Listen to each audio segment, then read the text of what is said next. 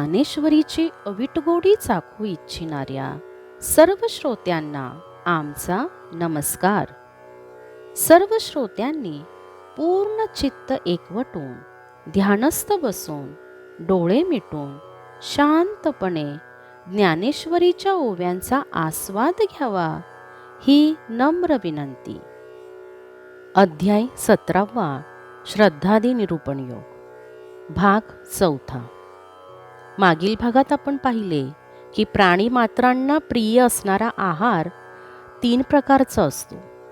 यज्ञ, तप तसेच दान ही देखील 3 प्रकारची असतात. आयुष्य, सत्व, बळ, आरोग्य, सुख, प्रीती यांची वृद्धी करणारे, रसभरीत, स्निग्ध, पुष्कळ काळ तग धरणारे आणि मानस आनंद देणारे असे आहार सात्विक लोकांना प्रिय असतात.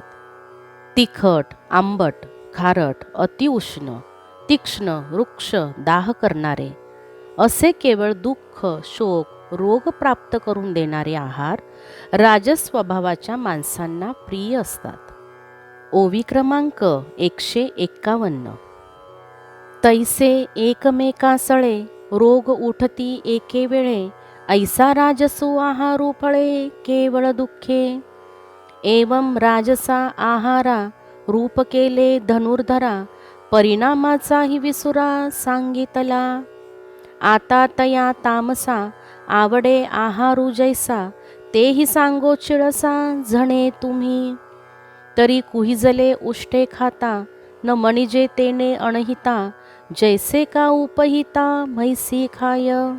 अर्जुना, याप्रमाणे राजसाहाराचे वर्णन केले आणि त्या आहाराच्या परिणामाचा विचार तुला सांगितला. आता तमोगुणी माणसाची कोणत्या आहाराच्या ठिकाणी आवड असते तेही सांगतो. ऐकताना तुला कदाचित किळस वाटेल.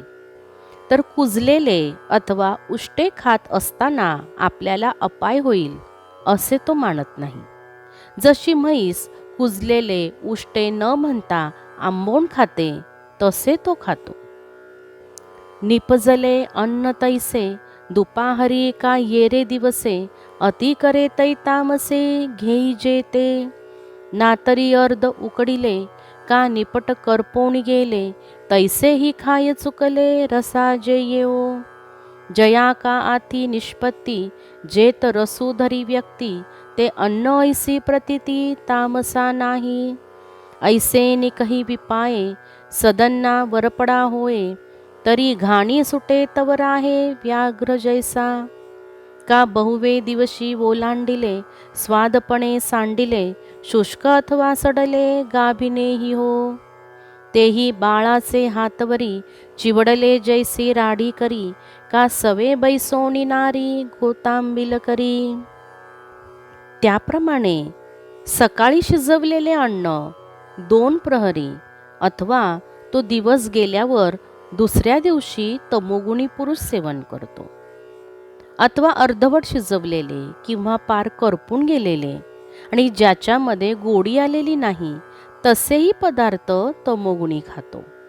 जे अन्न पूर्णपणे शिजले आहे, त्याच्यातील रस चांगला चवीला आला आहे, अशा अन्नाच्या सेवनाचा अनुभव तामसाला कधीही नसतो.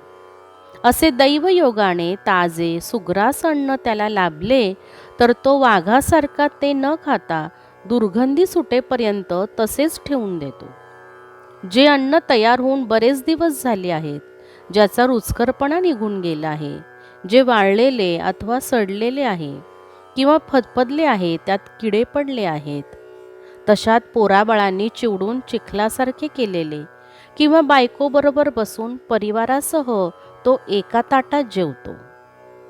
ऐसेनी कश्मळे जै खाय, जै तया सुख भोजन ऐसे होय, परी येणेही न धाय पापिया तो. मग चमत्कारू देखा, निषेधाचा आंबुखा, जया का सदोखा कुद्रव्यासी. तया अपेयांच्या पाणी, अखाद्यांच्या भोजनी, वाढविजे उतांनी तामसे तेने. एवं तामस जेवणारा, ऐसेसी मेचू हे विरा, याचे फल दुसरा क्षणी नाही. जे जेव्हाची हे अपवित्र, शिवे तयाचे वक्त्र, तेव्हाची पापा पात्र झाला तो की. यावर ते जे जेवी ते जेविती वोज न म्हणावी, पोट भरती जाणावी यातना ते. याप्रमाणे तो तमोगुणी घाणेरडेपणाने खातो, तेव्हा त्याला सुखाचे भोजन केल्यासारखे वाटते. पण असे जेवूनही तो पापी संतुष्ट होत नाही. मग चमत्कार पहा की ज्या दोषयुक्त वाईट पदार्थाचा शास्त्रांनी सेवन करण्यास निषेध केला आहे, त्या खाण्यापिण्यास अयोग्य वस्तू खाण्याची वासना तो तामस पुरुष वाढवितो. हे वीर अर्जुना, तमोगुणी जेवणाऱ्याला अशी आवड असते. त्याचे फळ मिळण्यासाठी त्याला दुसरा क्षण उलटावा लागत नाही. कारण त्याचे तोंड जेव्हा या अपवित्र पेयाला किंवा खाद्यपदार्थाला स्पर्श करते, तेव्हाच तो पापाचा धनी होतो. याच्याही पलीकडे जाऊन तो जे जेवतो, ती जेवणाची रीत म्हणू नये, ती एक पोट भरणारी यातना समजावी. शिरच्छेदे काय होय, का आगी रिगता कैसे आहे, हे जाणावे काही पाहे, परी सहा तुची असे. म्हणून तामसा अण्णा परिणामुगा सिनाना, न सांगोची गा अर्जुना देऊ म्हणे. आता ययावरी आहाराची आपरी, यज्ञोही अवधारी त्रिधा असे. परी तिही माझी प्रथम, सात्विक यज्ञाते वर्म, आई कपासु महिम शिरोमणी. शिरच्छेद होताना काय वेदना होतात, किंवा आगीतून चालत जाताना कसे वाटते, या गोष्टीचा प्रत्यक्ष अनुभव का घ्यावा लागतो याचा विचार कर. परंतु तो तमोगुणी पुरुष हे सारे अनुभव शोषित असतो. म्हणून अर्जुना, तामस अन्नाचा परिणाम तामस वृत्तीहून वेगळा सांगण्याची जरुरी नाही. कारण तामस अन्न खाण्यात जे दुःख आहे तोच त्याचा परिणाम, असे देव म्हणाले. ते पुन्हा बोलू लागले, आहाराप्रमाणे यज्ञही 3 प्रकारचे आहेत, ते ऐक. हे सुकीर्ती विख्यात श्रेष्ठ असणाऱ्या अर्जुना, या त्रिविध यज्ञात पहिला जो सात्विक यज्ञ, त्याचे लक्षण ऐक. तरी एकू प्रियोत्तमो, वाचो निवाडो नेदी कामो, जैसा का मनोधर्मो पतिव्रतेचा. नाना सिंधू ते ठाकोणी गंगा, पुढारा न करीची निगा, का आत्मा देखोणी उगा वेदू ठेला. तैसे जे आपुल्या स्वहिती, वेचून या चित्तवृत्ती, नूरवितीची अहंकृती फळा लागी. पातले या झाडाचे मूळ, मागुते सरो नेनेची जळ, जिराले का केवळ तयाच्याची अंगी. तैसे मणे देहे दोही, यजन निश्चयाच्या ठाई, हारपोणी जे काही वांछिती ना. ज्याप्रमाणे पतिव्रतेची चित्तवृत्ती आपल्या प्रिय पती वाचून इतर पुरुषांविषयी विषय वासना अंतःकरणात रुजून वाढीस लागत नाही, किंवा समुद्राला मिळाल्यानंतर गंगा पुढे वाहण्याचे काम करीत नाही, अथवा आत्मदर्शन झाल्यावर वेद स्तब्ध होतो, त्याप्रमाणे ते आपल्या चित्तवृत्ती आत्महिताकरिता खर्च करतात. कर्मफळाविषयी अहंकार लेशमात्र ठेवत नाहीत. झाडाच्या मुळाशी पोचल्यावर पाणी मागे फिरणे जाणत नाही. त्या झाडाच्या तळाशी ते जसे जिरून जाते, त्याचप्रमाणे देह आणि मन यज्ञ कर्माचे ठाई निश्चय ठेवून त्यातच गढून जातात आणि कशाचीही इच्छा करत नाहीत. तिही फळ वांछा त्यागी, स्वधर्मा वाचुनी विरागी, की जे जो यज्ञ सर्वांगी अलंकृतो. परी आरिसा आपण पे, डोळा जैसे घेपे, का तळहातीचे दीपे रत्न पाहिजे. नाना उदिते दिवाकरे, गमावा मार्गू दिठी भरे, तैसा वेद निर्धारे देखोनिया. तिये कुंडे मंडप वेदी, आणि कही संभार समृद्धी, ते मेळवणी जैसी विधी आपण केली. फलाची आसक्ती टाकून स्वधर्म साधण्यापलीकडे इतर सर्व वस्तूंविषयी विरक्त राहून जो यज्ञ केला, तो यज्ञ हा सर्वांग परिपूर्ण यज्ञच होय. परंतु आरशात जसे आपल्याला डोळ्यांनी पाहिले जाते किंवा तळहातावर असलेले रत्न दिव्याने पाहावे अथवा उगवलेल्या सूर्यामुळेच नियोजित जाण्याचा मार्ग जसा दृष्टीत भरतो तसा वेदाच्या आधाराने निश्चय करून तो असतो. ती कुंडे, मंडप आणि वेदी, आणखीही यज्ञकर्माची इतर साधन सामग्री यांची जमवाजमव जणू काय प्रत्यक्ष वेदवक्त्या ब्रह्मदेवाने केली आहे असे करतो.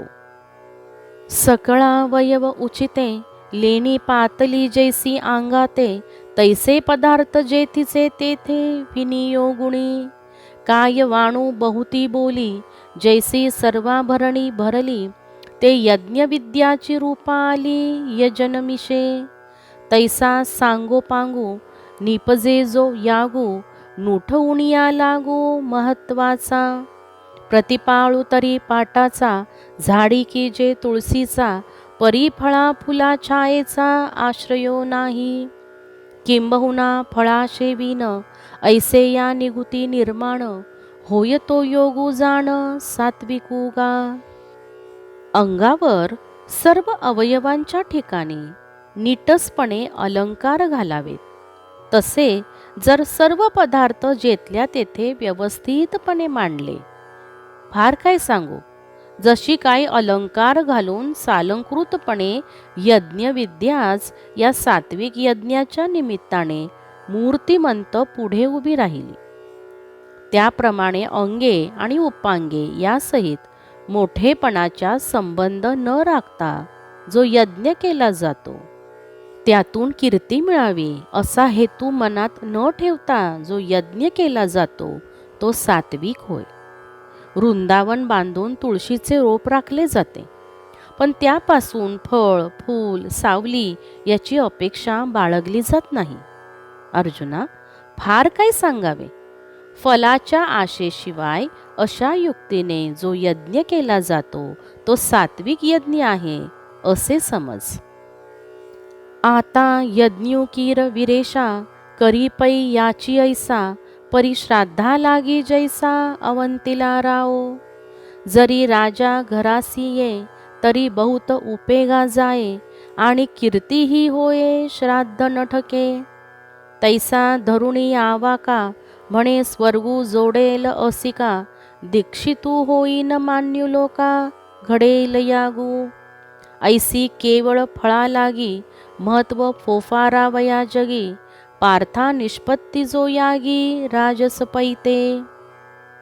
आता हे वीरश्रेष्ठ अर्जुना, या सात्विक यज्ञाप्रमाणे पण श्राद्धाला भोजनासाठी राजाला आमंत्रित करावे, त्या रीतीने जो पुरुष यज्ञ करतो तो राजस यज्ञ होय. जर राजा भोजनाला आला तर जनात आपली कीर्ती होईल आणि श्राद्ध क्रियेत कमतरता राहणार नाही. अशा प्रकारचा हेतू मनात धरून जेव्हा यज्ञ करता मनात म्हणतो की यज्ञाने मला स्वर्गप्राप्ती होईल, दीक्षित म्हणून लोकात माझा लौकिक होईल आणि हातून यज्ञही घडेल. अर्जुना, अशा स्वार्थ बुद्धीने केवळ फळाकरिताच आणि जगात आपला मोठेपणा व्हावा म्हणून जे यज्ञ कर्म केले जाते तो राजस यज्ञ होय. पशु पक्षी विवाही, जोशी कामा परवता नाही, तैसा तामस यज्ञा पाही आग्रहोची मूळ. वार्या वाटण वाहे, की मरण मुहूर्त पाहे, निषिद्धांसी बिहे आगी जरी. तरी तामसाच्या आचारा, विधीचा आती ओढावारा, म्हणून तो धनुर्धरा उत्सृंखळू. आणि पशु पक्ष्यांच्या लग्नात कामविकाराशिवाय दुसरा जोशी नसतो, तसाच तामस यज्ञाला आग्रह हेच कारण असते. वाटेल त्या आडमार्गाने जाणाऱ्या वाऱ्याला वाट सापडणार नाही. काळवेळ न पाहणारा मृत्यूही मुहूर्त पाहिल. सर्वनाश करणारा अग्नीही निश्चिद्ध पदार्थाला पाहून भयाने परतेल. तरच तामस माणसाच्या आचरणाला शास्त्रविधीचा काही धरबंध बसेल. म्हणून अर्जुना, तमोगुणी पुरुषाचा आचार स्वैर असतो. नाही विधीची तेथे चाड, नये मंत्राधिक तयाकड, अन्न जाता नसुये तोंड मासिये जेवी. वैराचा बोधू ब्राह्मणा, तेत के रिगेल दक्षिणा, अग्नी झाला वाउधाणा, वरपडा जैसा. तैसे वायाची सर्वही वेचे, मुख न देखता श्रद्धेचे, नागविले निपुत्रिकाचे जैसे घर. ऐसा जो यज्ञाभासू, तया नाम यागू तामसू, आईके म्हणे निवासू श्रियेचा तो. त्याला विधीची पर्वा नसते, त्याला वेदादी मंत्राची, त्यातील स्वरवर्णाची जरुरी लागत नाही. माशीच्या तोंडात जाईल इतके सुद्धा तो अन्नदान करीत नाही. ब्राह्मणांबद्दल शत्रुत्वाची भावना असते, तेथे दक्षिणा देण्याचा विचार कोठून असणार. वावटळ सुटली असता त्याला अग्नीचे सहाय्य व्हावे. ज्याप्रमाणे त्या यज्ञात विधिमंत्र, ब्राह्मण दक्षिणा वगैरेचा अभाव एकत्र होतो, ज्याप्रमाणे निपुत्रिकाचे घर आला गेल्याने नागविले जाते, त्याप्रमाणे मनात किंचितही श्रद्धा नसल्यामुळे याने केलेले सर्व व्यर्थ जाते. असा तो केवळ यज्ञाचा अभ्यास असतो, ज्याला तामस यज्ञ असे म्हणतात, असे लक्ष्मीपती श्रीकृष्ण म्हणाले. आता गंगेचे एक पाणी, परी नेले आनाणी वाहणी, एक मळी एकाणी शुद्धत्व जैसे. तैसे तिही गुणी तप, येत जाहले आहे त्रिरूप, ते एक केले दे पाप उद्धरी एका. तरी ते चितिही भेदी, कैसे निपा म्हणोनी सुबुद्धी, जाणो पाहासी तरी आथी तपची जाण. येत तप म्हणजे काही, ते स्वरूप दाऊ पाही, मग भेदिले गुणी तिही ते पाठी बोलो. तरी तप जे का सम्यक, तेही त्रिविधायिक, शारीर मानसिक शाब्दगा. आता गंगेचे पाणी एकच, परंतु ते निरनिराळ्या मार्गाने नेले असता एका मार्गाने अमंगलता प्राप्त करून देणारे आणि एका मार्गाने पवित्रता उत्पन्न करणारे होते. याप्रमाणे 3 गुणांच्या ठिकाणी तपही 3 प्रकारचे होते. एकाला ते पापी बनविते तर दुसऱ्याला उद्धरते. हे बुद्धिमान अर्जुना, तपाचे 3 भेद कसे उद्भवले म्हणून जाणू पाहशील तर आधी तपच काय आहे हे समजून घे. प्रथम तप म्हणजे काय हे तुला सांगतो, पहा. 3 गुणांनी ते कसे विभागले आहे हे नंतर सांगतो. तर शुद्ध जे तप, तेही शारीरिक, मानसिक आणि वाचिक असे 3 प्रकारचे आहे, ते ऐक. येथपर्यंत 200 ओव्या समाप्त झाल्या आहेत. यापुढील ओव्या आपण अध्याय 17वा आणि भाग 5वा यामध्ये पाहणार आहोत. रामकृष्ण हरी, रामकृष्ण हरी.